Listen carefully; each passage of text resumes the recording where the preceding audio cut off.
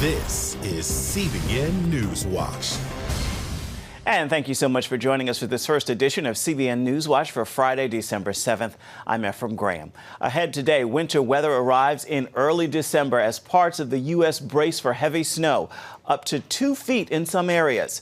And President Trump set to fill 2 key positions in his administration, a new attorney general who will oversee the Russia investigation and a new ambassador to the United Nations to replace Nikki Haley. Plus, a special Hanukkah celebration in Israel this year commemorating the president's decision to recognize Jerusalem as the capital of Israel. And we'll have a look at 2 new faith-based movies. All those stories and more are ahead today on this edition of CBN Newswatch. We want to begin, though, with the winter weather hitting much of the nation in the next few days. It is already adding insult to injury in California. Areas devastated by wildfires are seeing mudslides and flooding, forcing evacuations. In higher elevations, there is still snowfall as much as 6 inches in the southern Sierra. Meteorologist Joe Bastardi tells us winter is hitting hard and hitting early. This is going to be a historic storm in the Carolinas, the western part of North Carolina into southwest Virginia. Now through Oklahoma, the Texas Panhandle, northern Arkansas, there's going to be some snow and ice. There's going to be heavy to excessive rainfall in East Texas. But the rain, of course, washes off. And as far as the Texas Panhandle goes, it'll melt off in a day or two. But 1 to 2 feet of snow in Winston-Salem, I think you're going to get that there. 6 to 12 inches in Greensboro, 4 to 8 inches in Raleigh. Joe Bastardi says those who are going to benefit from the storm are the ski areas in Northern California and Southwest Virginia, where they could get as much as 2 feet of snow. After a final day of moving tributes, President George Herbert Walker Bush has been laid to rest. For his final trip, the 41st president chose a train bearing his name. Thousands of Texans lined the rails to honor him as he traveled from Houston to the Bush Presidential Library in College Station. Before his burial, the largest missing man formation ever performed honored the former Navy pilot. One little boy who watched the Bush train pass called this week bittersweet. It's happy because George Herbert Walker Bush gets to be with his wife, but it's sad because, well, we don't have him anymore. Indeed. CBN's senior Washington correspondent Jennifer Wishon has been following the funeral for us all week. She joins us now. Jennifer, tell us about where Bush was buried. Sure. Well, that was one wise little boy that you just showed there, Ephraim. He is buried alongside the woman he called his silver fox, his beloved Barbara, who passed back in April, along with his daughter Robin, who died of leukemia when she was 3 years old. All 3 of them buried at his presidential library in College Station, Texas. We've learned a lot more about Bush's Christian faith this week as well. Absolutely. You know, Ephraim, I think one of the most telling things about George Herbert Walker Bush is that the first act of his presidency was to pray, and that was at his inauguration. And I just want to read a part of that. He said, "God, make us strong to do your work and write on our hearts these words, use power to help people." And I really think that prayer sums up what he strove to do. We know that he was a lifelong Episcopalian. We know that when he was shot down as a young man, I think 20 years old, in the Pacific, and he was kind of bobbing there in the ocean, wondering if his enemies were going to find him or if he was going to be rescued. And he asked God, "Do you have something more for me?" And, then a submarine emerged and rescued him. And you can't help but see God in that moment because God knew that he had plans for him to lead the nation. And then, of course, when his daughter died, and we interviewed Barbara Bush, CBN News did, in the mid-90s, and she said that that both her faith and that of her husband's was what sustained them during that horrific time for their family and in their marriage. And so we've been able to see that, the way that he tried to live his faith. And how wonderful, Ephraim, this week to hear so much about Jesus. I mean, his state funeral was just filled with what it means to be a Christian, what it means to live for Christ. And we heard the gospel message. And so it's really, I think that's part of his legacy, that the whole nation watched that. And, hopefully seeds were planted in people's hearts. That indeed is our prayer. Jennifer Wishon reporting for us from Washington. Thank you, Jennifer. Thank you. Here are some of the other headlines we're following for you today in the CBN newsroom. William Barr, who served as Attorney General under President George H.W. Bush, has emerged as a top contender for that job in President Trump's cabinet. That is according to sources close to the president. Barr served in the office from 1991 to 1993. If nominated and confirmed by the Senate, he'd replace Attorney General Jeff Sessions, who was forced out by Trump back in November. The two were at odds over Sessions' handling of the Robert Mueller Russia investigation. President Trump is expected to announce he will nominate State Department spokeswoman Heather Nauert to be the next ambassador to the United Nations. Nauert has been the State Department spokesperson since April of 2017. She was then appointed as acting Undersecretary of State for Public Diplomacy and Public Affairs, making the former broadcast journalist one of the highest-ranking women in the agency. She would replace Nikki Haley at the United Nations, who has been a vocal advocate for U.S. foreign policy and for Israel. The United Nations rejected a U.S.-sponsored resolution Thursday to condemn Hamas for its repeated attacks against Israel. The measure called on the group to end its terror campaigns against the Jewish state, including last month's rocket assault on Israel's southern border. 87 countries voted in favor of the resolution, 57 opposed it, and 33 abstained. It was not enough to win the two-thirds majority needed to pass. U.S. Ambassador Nikki Haley blasted the United Nations for its anti-Israel bias. The United Nations has never once passed a resolution condemning Hamas. Never. Over 700 resolutions condemning Israel, and not one single resolution condemning Hamas. Hamas thanked the United Nations for rejecting the resolution. If passed, it would have been the first time the UN condemned the terror group. Now, you can find more on these stories and others throughout the day at our website. And, of course, that website is cbnnews.com. In Washington, lawmakers have just a few weeks to pass a major criminal justice reform bill, and the window to pass it appears to be closing. But as Abigail Robertson reports, one veteran senator says they should clear the schedule to make sure the bill gets a vote. Lawmakers say the time is now or never to pass a criminal justice reform bill that's sitting in the Senate waiting on a vote. It's major legislation with the goal of trying to make sure people don't end up back in prison. Leader McConnell has said that he does not know if he will have time to bring it to the floor by the end of this year. What is your response to that? My response to it is that he has a very legitimate reason that he wants to get judges through. We can work on judges next year because Republicans control the Senate. Whereas if we don't do this bill and Democrats come in and control the House, we're not going to get the broad bipartisan support that we have for this. The bill has already passed the House, and Grassley believes more than 75 senators would vote yes if it makes it to the Senate floor.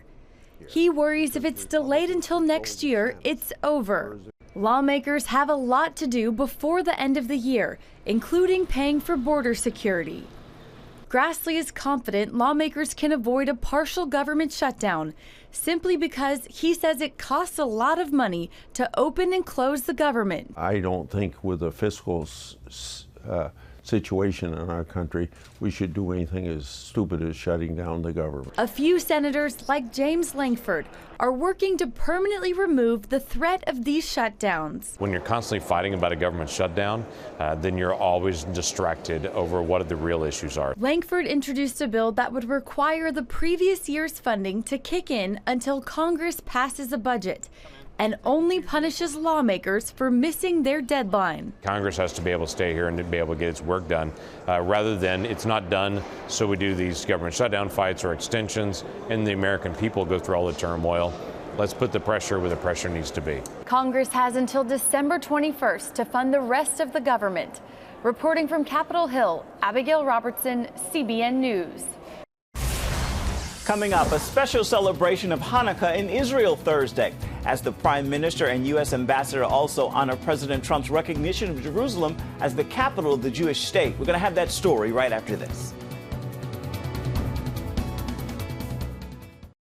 God Almighty is a God of blessing. He always wants to bless his people. But how do you get that blessing? And what principles will unlock that secret?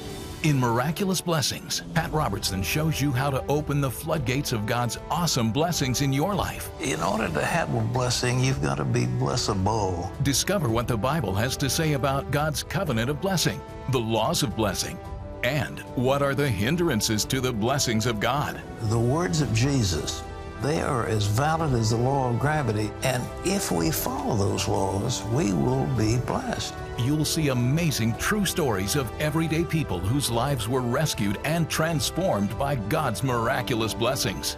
But even the doctors acknowledged that this had to be a miracle.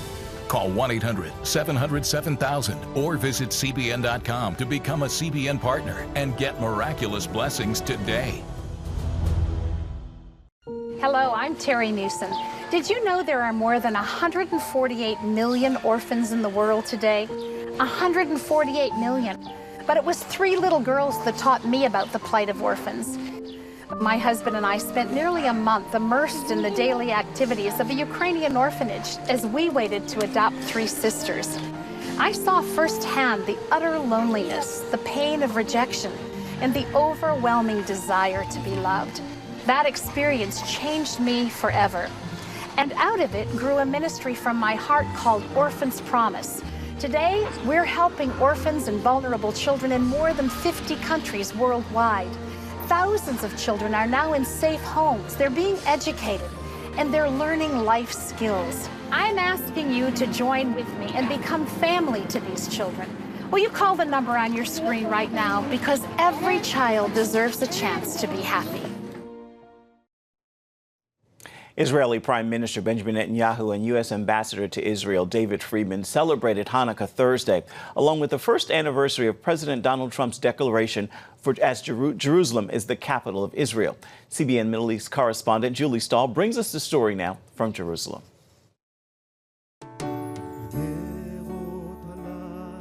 This year's celebration enjoyed a special symbolism. That President Trump did a great thing, a historic thing, because he recognized history, he recognized truth. The fact that Jerusalem has been our capital, the capital of the Jewish people, for 3,000 years. 1 year ago today, President Trump, on behalf of the United States, recognized Jerusalem as the capital of the state of Israel. And 5 months later, the capital city became home to the U.S. Embassy.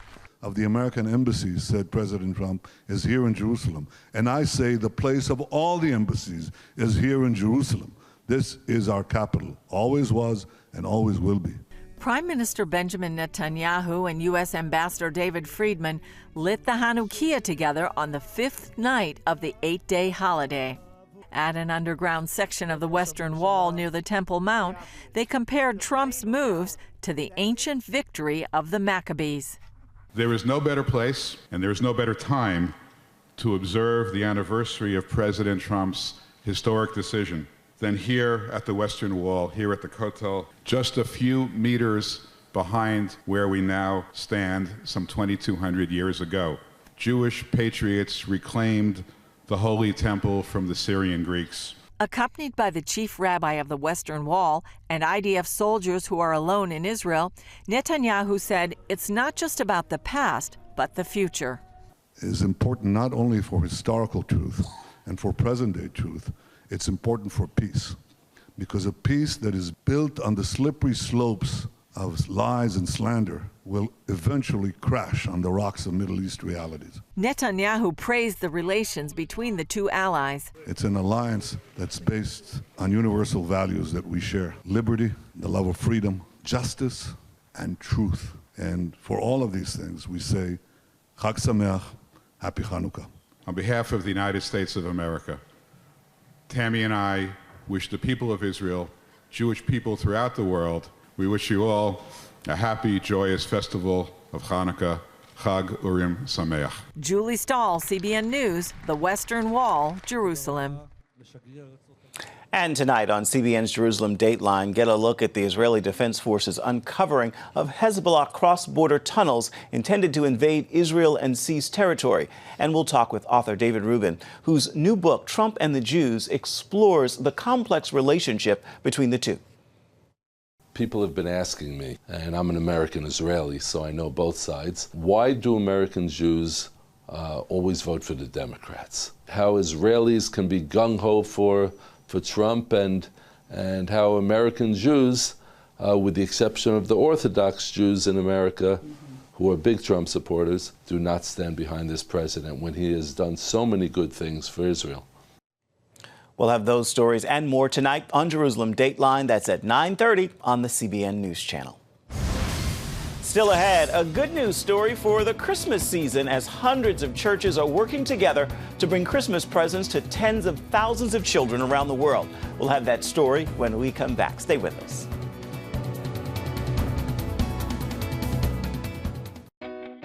Parents, the Superbook Bible app is a great way to get your child reading the Bible, because in today's busy world, we can use some help. The free Superbook Bible app has fun stuff your kids will love.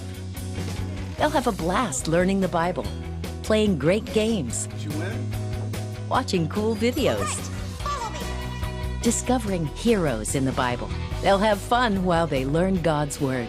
The Superbook Kids Bible app, available now. Life. It's meant to be lived fully. Jesus said it. I came to give you life. Life to the fullest. Life in your family. Life in your finances. Life in your body, mind, and spirit. Life in your everyday.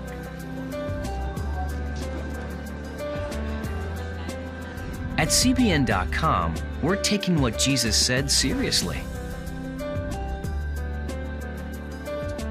We're here to help you discover life. Life.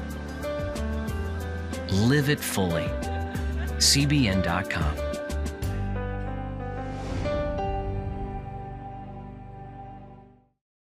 We had 4 jobs that didn't go right.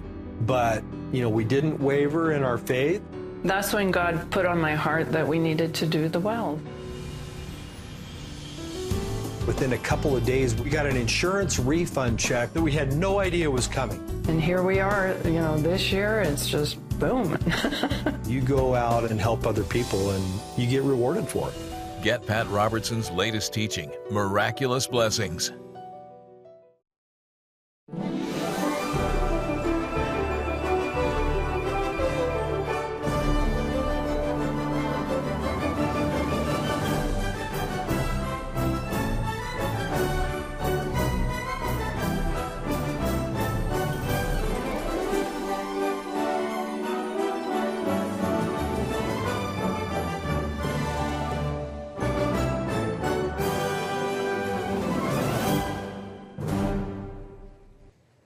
And welcome back. We are a little more than 2 weeks away from Christmas, and while you may already be putting up the Christmas tree and decking the halls, more than 600 churches are putting together Christmas gifts for nearly 70,000 children around the world.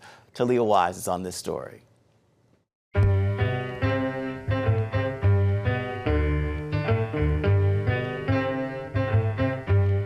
It's the season of gift giving and cheer. And one nonprofit here in the U.S. is extending its reach to children in third world countries to share the love of Jesus. There will be smiles and laughter as nearly 70,000 children worldwide open a much-needed Christmas gift this year. More than 600 churches and schools are sending gifts as part of the Box of Joy program run by Cross Catholic Outreach. Although the gifts in these boxes are simple, they are hand-delivered each year with a whole lot of love. Do you know why we have Christmas gifts? It helps us to understand what a gift Jesus is from God. God the Father gave his son Jesus to come for us. Jim Kavnar is the president of Cross Catholic Outreach. He says the gifts are more than presents. They are meant to be an expression of God's love. I'm praying for the children overseas that they will experience this as something that draws them closer to the Lord, and that they will realize that they're not alone, that there are Christians around the world who also share the Lord with them, share the story of Christmas with them, and share life with them in whatever way they can. And so I just pray that this will be a connection that really is meaningful, especially for the poor children overseas. This gift brings smiles each Christmas season. But Kavnar hopes its impact will be eternal. If you'd like to learn more information about giving to Box of Joy, visit cbnnews.com. Well, that's CBN Good News. I'm Talia Wise, and remember, make time to spread a little bit of good news.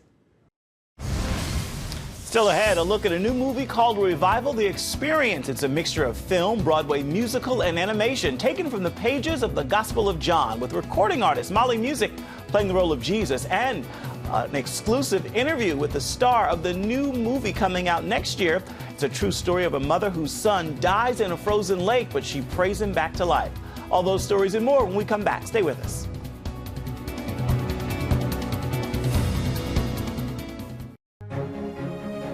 When you give, smiles grow bigger. When you care, homes are happier. When you comfort, the hurt goes away. When we all come together to love, miracles happen. Hello, I'm Terry Newsom. Did you know there are more than 148 million orphans in the world today? 148 million. But it was 3 little girls that taught me about the plight of orphans. My husband and I spent nearly a month immersed in the daily activities of a Ukrainian orphanage as we waited to adopt 3 sisters. I saw firsthand the utter loneliness, the pain of rejection, and the overwhelming desire to be loved. That experience changed me forever. And out of it grew a ministry from my heart called Orphans Promise. Today, we're helping orphans and vulnerable children in more than 50 countries worldwide. Thousands of children are now in safe homes. They're being educated, and they're learning life skills. I'm asking you to join with me and become family to these children. Will you call the number on your screen right now? Because every child deserves a chance to be happy. Hello? Is this thing on? Hey, kids, do you love games? And do you love discovering things? Well, do ya? Then you're gonna love this. It's the new free Superbook Kids Bible app. You can play games, watch videos, find answers to your questions, and a whole lot more. The new Superbook Kids Bible app. Free downloads available on iTunes and Google Play now.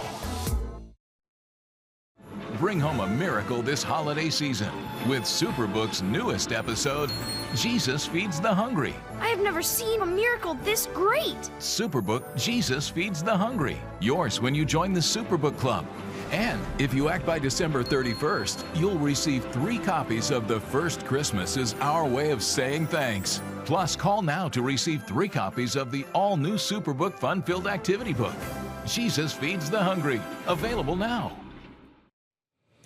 The Bible comes to life on the big screen today in a unique way. Revival the Experience is a mix of film, Broadway, musical, and animation pulled from the pages of John's Gospel, with recording artist Molly Music playing the role of Jesus and Harry Lennox playing Pilate. Lennox may be best known for his current role on NBC's The Blacklist, but he's also the writer and creator of this film. Imprisoning him is not our request. What then? Death. This has been, I guess, a passion project for you for a long time. Yes. What started it? Well, it really started in church. One of the saints at New Antioch Church of God in Christ said, what are we going to do for Easter, Harry? I said, well, I don't know. And it hit me that there was no ready-made play that you could just pull out. 6 years later, that play is now a movie, and it is in theaters today.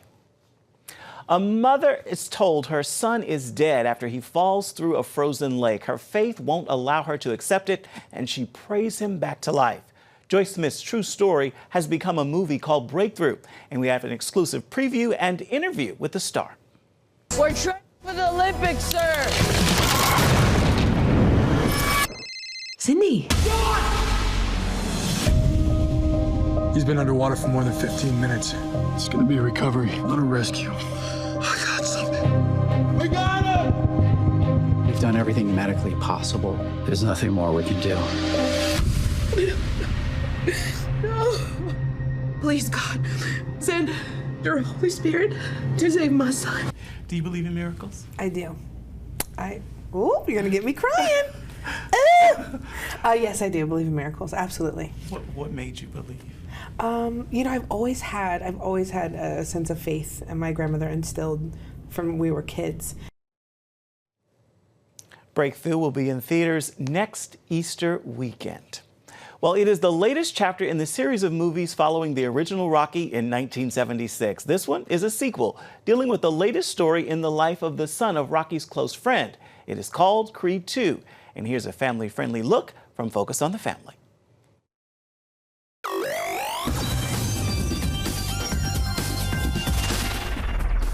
We don't do what we love. In the early stages of the movie Creed 2, then we wouldn't exist. The boxer Adonis Creed claims the heavyweight title just like his father did years before. Time, kid.